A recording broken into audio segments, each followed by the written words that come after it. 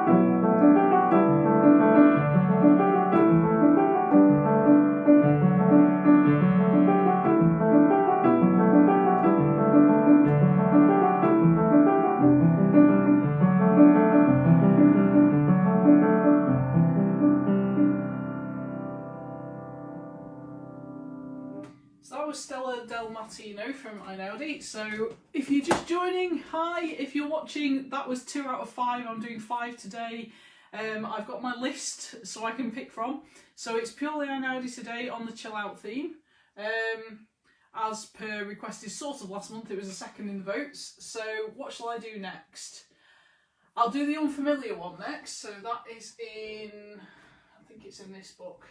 So basically I collected Einaudi's music over the years, starting in early 6th form, so year 12 I think, with Igioni the book, which I haven't, oh it's down there, it's on the floor, because I'm totally that organised. At least I got it out of the bookshelf, that's a good start. But yeah, I played Igioni from memory in my first ever concert where I was asked to do a piano solo, and I was shaking like a leaf, but they told me to play it from memory. And for anyone who knows me as a pianist, basically my special skill is sight reading, which is why I can play such a vast array of music. I'm not a perfectionist anymore. I used to be scared of the piano because I was a perfectionist, but now I'm over the perfectionism. I'm able to play to people and people enjoy my music, so thanks if that's you, of course. But back in the day, people were trying to encourage me to perform, but anxiety got in the way. So Igioni was the first one I tried to play from memory, and I got stuck in an endless loop. The advantage of non-musicians means they can't tell, it's just nice music. But if you're a musician, you know every single fault that happens, every single mistake. So I'll be listening to a concert piece and be like, oh, that's a dud note, oh, that's flat. I can't help that because I've got perfect pitch. But there is the audience for Igioni were non-musicians, they were parents of students, and like their kids might have been musical, but they weren't, so they're just like, oh, that's a nice piece of music. I was like, mate, you didn't know how much I messed up that piece, but I'm glad I survived. My brother actually recorded it and accidentally deleted the video, so I don't even have the evidence it happened. You'll have to just take me for my word. So this is 3 of 5, and it's called Discovery. I put Discovery in the Dark. Discovery at Night is its official title, and it's another einaudi. I only played this for the first time about 10 minutes before 2, so this is a semi-sight read one.